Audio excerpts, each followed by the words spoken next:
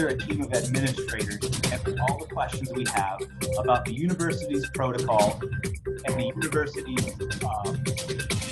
response to the coronavirus and how it affects campus. Today we have collected Dr. Gui Huang, President of Edinboro University, Dr. Mike Hannon, Provost and Vice President for Academic Affairs.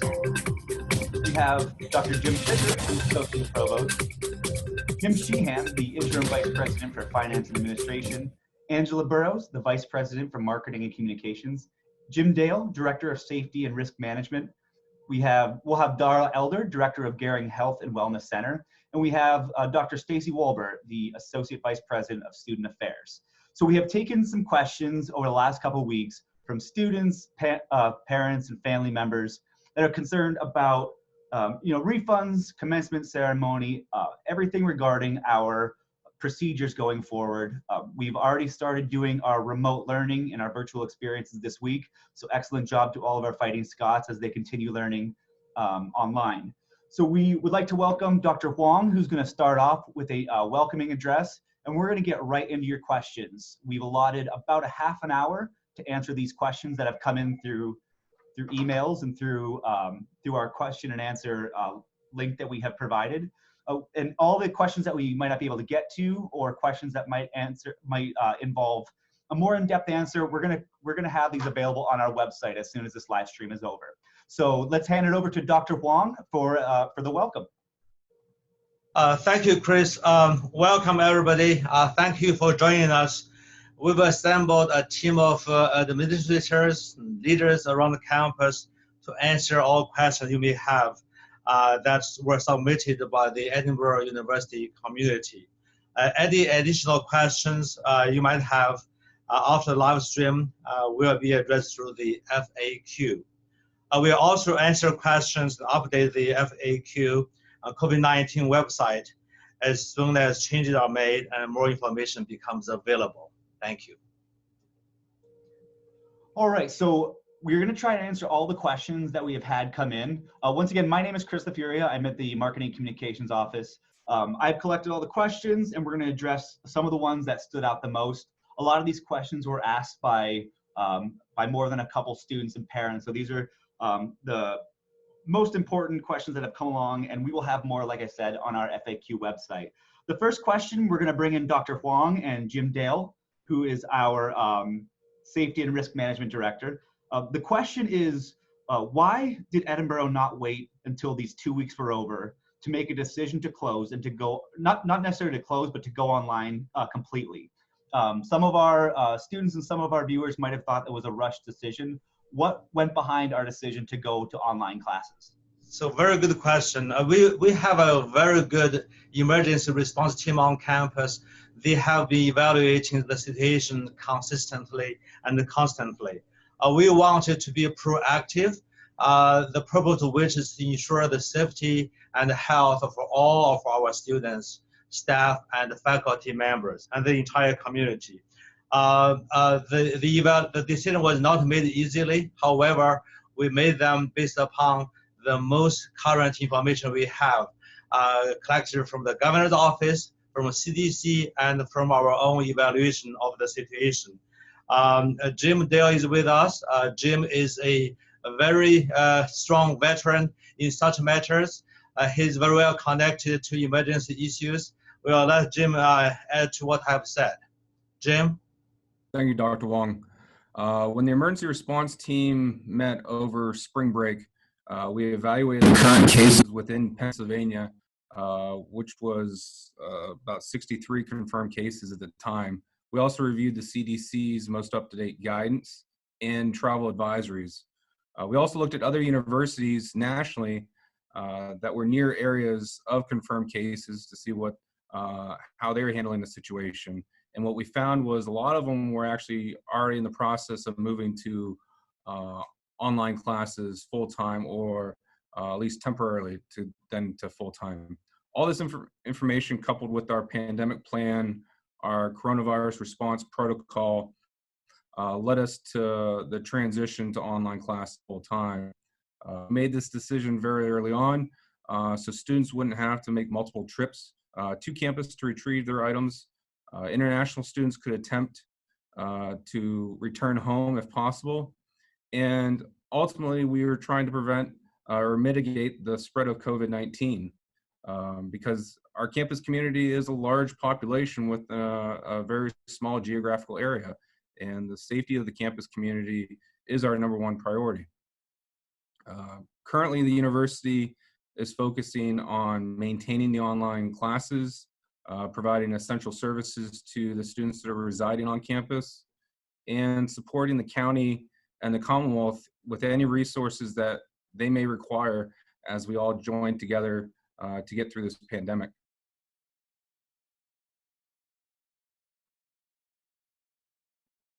Thank you so much, Jim, for the update. And like he said, we're going to continue these updates, most of which can be found on the FAQ website. So we'll continue to keep everyone posted. We'll also share these updates on our social media as well. And one note, if you do have questions that come up as we're presenting this Q&A, you can leave them in the comments of this Facebook link, and we'll try and answer those questions at the end of our live stream. The following questions are going to be directed to each person in the appropriate department. One of the major components of the Edinboro University experience is the internship, the experiential learning aspect of it. So Dr. Jim Fisher is going to answer this next question. A student has an internship that's set up through the summer through the university. What's going to happen with internships? Also student teaching, clinicals, and the hands-on field learning experience that is supposed to happen this summer and even in the spring. Okay, great question. Hi, everybody. I'm Jim Fisher. Well, we certainly hope and want internships and all forms of experiential learning, student teaching and clinicals and so on. We want them to go on as planned this summer. But probably the most realistic response we can give students right now is that it's really impossible for us to know what exactly the summer is going to look like and what will go off as planned, or will have to be, where we'll have to make adjustments. That is based on the evolving nature of the pandemic and also the corresponding governmental responses to the pandemic, which involve orders and guidelines by a whole bunch of government agencies that affect our university and our partnership institutions. So that may not be the most satisfying answer to say that we don't exactly know what's going to happen this summer, but it's probably the most accurate answer. But what I can say is that I can acknowledge that we think that these kinds of experiential learning opportunities are really valuable and important for the students, and we know they're important and valuable to you too. And for many of you, given your major, they're necessary professional opportunities that you have to undergo. So we're going to do absolutely everything possible to facilitate students having these kinds of experiences in an effective way, and try and figure that out as soon as we can, and then we'll let you know. All right, thank you, Dr. Fisher. Aside from internships, we also have some questions about the grading portion of classes. One of the questions that have come up recently is, will the university follow the steps of other universities in making classes pass or fail for the semester, rather than having grades on a grading scale? We're going to go over to Dr. Mike Hannon, our provost, who is going to address that question. Okay, thanks, Chris. Hello, everybody. Hope you're doing well and feeling well. Edinboro University, in fact, is going to also allow for extended pass-fail grading like many other institutions have so far. Typically, pass-fail grading, which is at Edinboro called satisfactory, unsatisfactory grading, S and U grading, is an option for students only during the first week of the semester. We are going to open up that option for students again and allow that choice to be made up through midnight on Monday, April 6th. There will be a message going out to students within the next 24 hours, which will provide a lot of details about how you would actually do that option. Typically, pass-fail grading is done in the sense that the student will indicate that they would rather have a satisfactory or unsatisfactory grade rather than a regular letter grade. their instructor would not know which of their students has selected pass-fail grading versus letter grading. And so at the end of the semester, your instructor will submit a letter grade for all students. If you selected SU grading and you earned a C- or higher, then you will receive an S grade for satisfactory. If you received a D+ or lower, you would receive a U for unsatisfactory. The S and the U don't count towards your GPA in any way, but only if you get an S grade will you actually earn the credits in that course. If you get a U grade, you do not earn the credits in that course. Very similar to a failure, except that there is no impact on your GPA. The decision to choose SU grading is very important because that can have implications for you if you are, for instance, on warning or probation and need to improve your GPA for good academic standing. It could impact you if you are a student athlete and following NCAA guidelines need to earn a certain GPA in order to be able to compete. There are certain majors which require a C or better in their majors, in which case if you get an S grade, that would not be applicable because an S also includes the C-. So in certainly making a decision, we ask that you definitely consult with your academic advisor to talk about what you're thinking if you're planning to use SU grading for any of your courses. You should also feel free to consult the Academic Success Center, the Financial Aid Office, your athletic department, or other areas that may be relevant for you in terms of impact. How you will go about choosing SU grading will be within My Edinboro. There will be an icon in your icon tray that is labeled SU that you will click on, and it will allow you to make selections in terms of staying with standard letter grading or going to SU grading. That'll be available again within the next 24 hours. You should keep checking your email for a message from me that provides all of those details about how that will occur. Just one additional note in that regard. Similar to that extension, we are also going to extend the last day to withdraw for the semester. That is typically the end of the 10th week of the semester, which would be this Friday, March 27th. We are also extending that date until midnight on April 6th, and we'll be waiving the withdrawal fee in that sense. All right, thank you, Dr. Hannon, for that response. We're going to shift a little bit over to student affairs. We're going to bring in Dr. Stacy Walbert, the AVP, and we are going to talk about one of the most prominent questions was, are we refunding ticket prices for the Fetty Wap concert, which was supposed to be the big spring concert for campus? We're currently working with the artists to set a new concert date for the either fall or the end of the semester should that happen. I imagine it will be in September. Once that's set, the new date will be announced, and at that time, refund requests will be shared. We are recommending, though, if you are afraid you might lose your tickets, that you take a picture of it with your phone so that you can show that at admission. All right, thank you for that response. The next one is about campus housing for the summer. I know, as Jim Fisher said, it's kind of hard to determine what's going to happen this summer, depending on what happens with the coronavirus and its spread and its movement. Do we have any update that we can provide on campus housing for the summer for students that are taking classes or doing any sort of experience at Edinboro? At this time, we're continuing to monitor the situation with the coronavirus. We're working closely with Jim Dale and our emergency response team so that we'll be able to make the right decision for moving forward.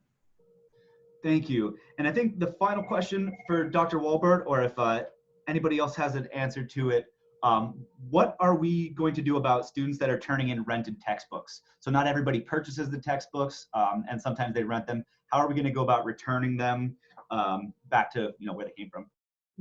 Since the bookstore's closed, they have set up a return box. It's a blue box that's out in front of the University Police Station. Rental books have to be returned by 4:30 in the afternoon on May 1st. And all the student needs to do is put a slip of paper with their name, their ID number in it so that they get the proper credit. If they are not in the area or they don't want to use that method, the bookstore will be sending out information to each of them in the near future to give them their return options. Thank you so much. And like we said before, we are going to give the most thorough answer that we can for this space. However, if there are additional questions or follow-up questions to any of the ones that we've given, please feel free to email them to us, send them in the comments, or add them to that the Q&A website that we have set up for that. We're going to go over to Jim Sheehan. We're going to talk about the financial aspect of the decisions that we have.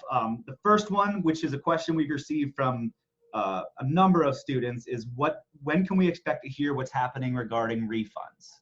So if Jim Sheehan, can you take over and talk a little bit about the refund process? The refunds will be made to students for the portion of the semester that they won't be on campus. We'll be refunding the residence hall fees, the unused dining fees, a portion of the Pogue Center fee, student activity fees, as well as some of the course fees. Right now, we're working to figure out, how much each student should receive. The disbursement will be either through direct deposit if we have your banking information, or we will write a check and mail it to you. And we're expecting that we will get these refunds out by the week of April the 6th. All right. We also, some students were concerned about the services like the university center fees and the health center. Are they going to be provided any more information about that? Well, the university center is going to be closed, so we will be refunding the portion of the fee for the university center.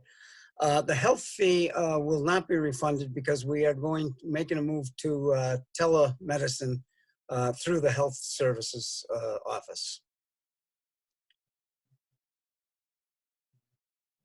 All right, and the final question regarding refunds is the parking permits. Is there any plan to refund a prorated amount or any of the parking permits for students that can't park on campus? Yes, the parking, if a student bought a 1-year parking pass, they will be refunded 25% of that. If they bought a semester pass, they'll receive 50% of that. All right, thank you so much. The last one with fees and funds, I believe either Mike Hannon or Jim Sheehan, if you could respond to this one. Students have no access to student services. Are they still going to be charged for them? I guess that was kind of covered. So you just covered that one. So can you think of any fees that we haven't covered that are either going to be refunded or that we're still going to make decisions on? No, we've made our decisions on all of the fees, and for the most part, they're going to be refunded for the portion that the students won't be able to utilize or have services from the university. Perfect. Thank you, Jim. And Mike Hannon, final question about academics. I know with our online classes, those are going to go off as they normally should, but are there any discussions about delaying the start of graduate summer school courses? The ones that are either in the undergraduate courses too, anything that are online, or is there any time frame where we're going to be making that decision? Yeah, certainly for the graduate school online courses, as with any of our online courses, we're not looking at any change in the delivery of those courses, just like we did for this semester. Anything that was undergrad or grad that was already scheduled online is continuing as it was originally scheduled this semester, and we are planning the same in the summer. So most of our graduate school is online, and so those courses are going to start and finish like they were originally scheduled. In terms of undergrad courses, again, much of our undergrad courses in the summer are also online, and so those will start and finish as planned. There are some courses that are scheduled for face-to-face delivery, and we are currently working with the state system office in Harrisburg to determine whether or not globally all of the schools will convert those to online delivery, or if we will potentially wait to see how the virus develops in the coming month to determine whether or not some of our summer courses can still be offered face-to-face. All right, thank you so much, Dr. Hannon. We'll go back to President Wong with probably the most popular question as far as volume. What is the status of the spring 2020 commencement ceremony? Yes, I want all students and all parents to know, if we can't do a commencement, we will have a commencement. So we already put out the survey to all graduating seniors. I encourage all of you to complete their survey and send back your results. We will study those survey results and make assessment.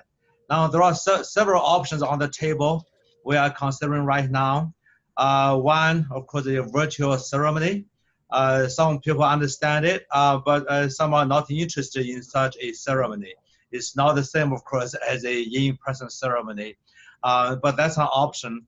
The second, if indeed the coronavirus situation improves in a month or 2 or 3, that is a huge uncertainty. There is a possibility to hold a physical ceremony on campus in the summer. Be that July or August or September, we are not certain yet. That's why we are considering, we are continuing to look at all options and monitoring the situation. Then the other possibility is to do a commencement ceremony in the fall, or even combine the spring ceremony with a December ceremony. Again, these are options, these are thoughts. Once we receive all the students' survey results, we will study them and hopefully make a decision within the not too far future. Thank you. All right, thank you so much. So we have those to look forward to, and those are the questions that have all come in. We have a little bit of time now to ask some of the questions that have come in through Facebook and through the Q&A as we've been live streaming. So the first question that came in, I think we can talk to, I think Jim Sheehan might be the best to answer this one, and perhaps Mike Hannon might know a little bit as well. How is going online projected to affect budgetary considerations of the school? Does this put us in any sort of better or worse financial situation?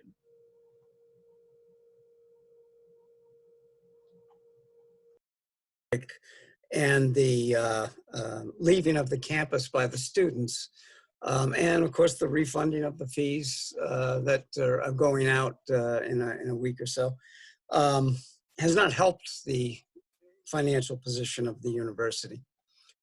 So I can't say it's been a boon to Edinboro, but we will be able to manage, and we expect that there may be some forthcoming help from state government and federal government, but that remains to be seen. Thank you. And like I said before, we will provide more updates as they become available. The next one, I believe we're going to go to the provost team for that. So either Dr. Hannon or Dr. Fisher.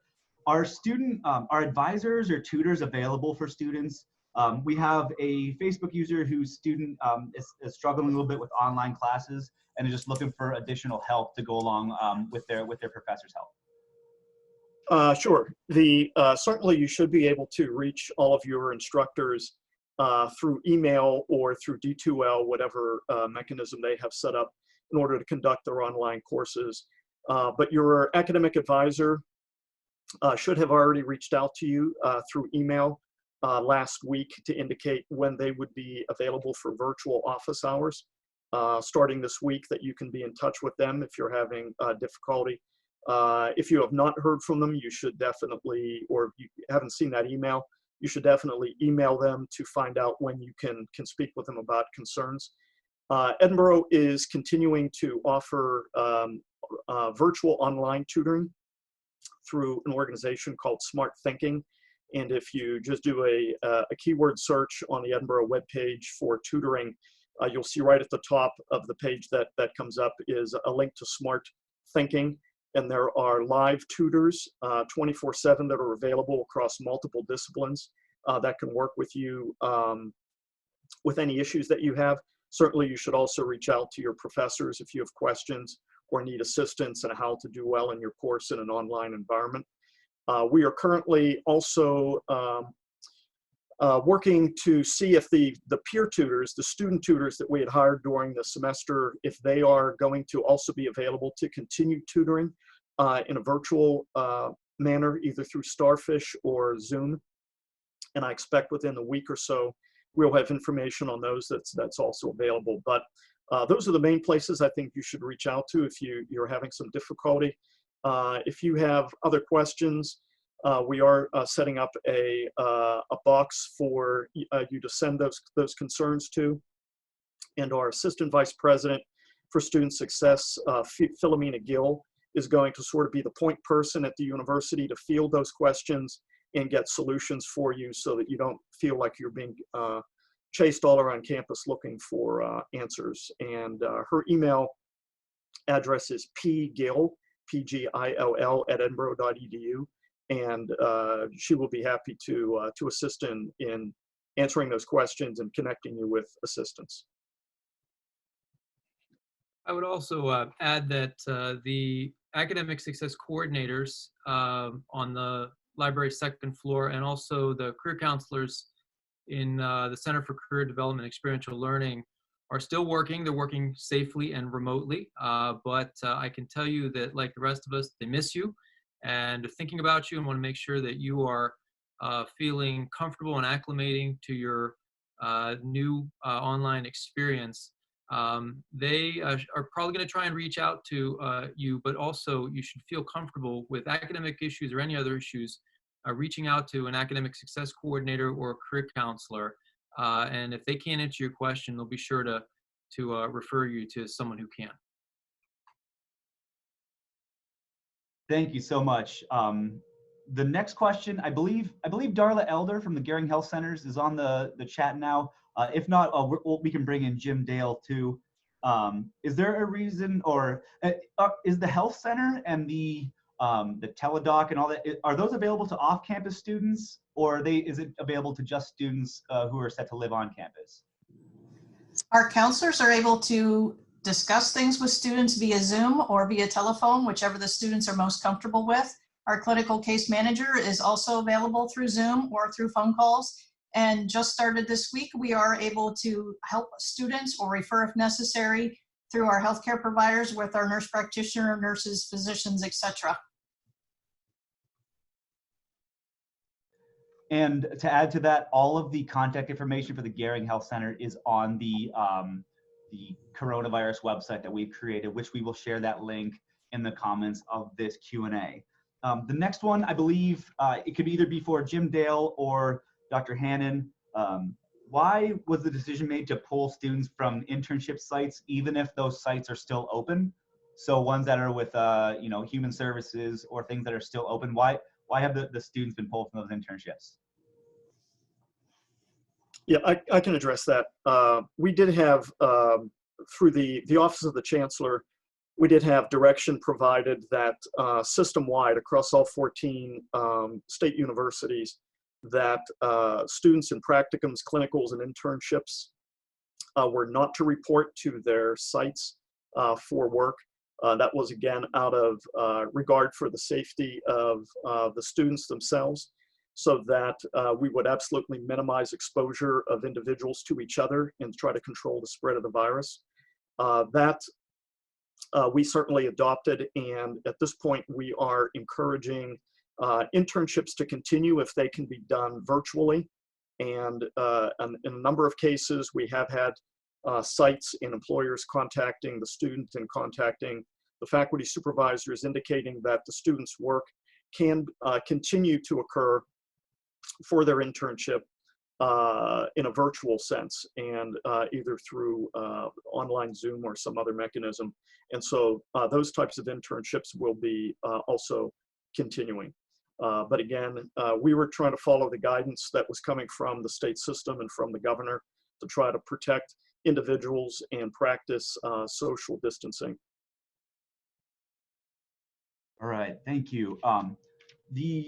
We have one question that's somewhat similar to commencement, only it's in regards to awards. So if students get awards for during convocation, during the honor ceremony, or during commencement, I guess as far as diplomas, are students still going to be receiving those on schedule, or is it a matter of the rescheduling the ceremony? Yeah, I guess I can answer that as well. Certainly, if the students are graduating this May, again, we'll have to see how the formal ceremony is scheduled. But certainly, their diplomas will be sent to them just probably within a couple weeks after the end of the semester, so that they do receive that. If they have other awards like the Outstanding Department Senior or have Latin Honors, we typically have held an honors convocation, which was scheduled for near the end of April. We are still working out how we are going to get those awards to the students, but as soon as we have that determined, we will let everybody know. At this point, we're also considering whether to have some form of virtual honors convocation ceremony for those students. That's all sort of in the works. Certainly, we want to make sure that any student who earns such recognitions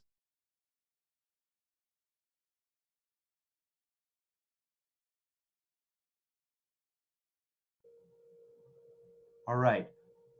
We have time for about one more question that has come in from Facebook. And like I said before, we will make all these available on our website. We will post updates on social media, and we'll make sure your questions get answered. The last question, is there an advisor for veterans that's easily accessible for students that are using their Veterans Affairs benefits or their GI Bill?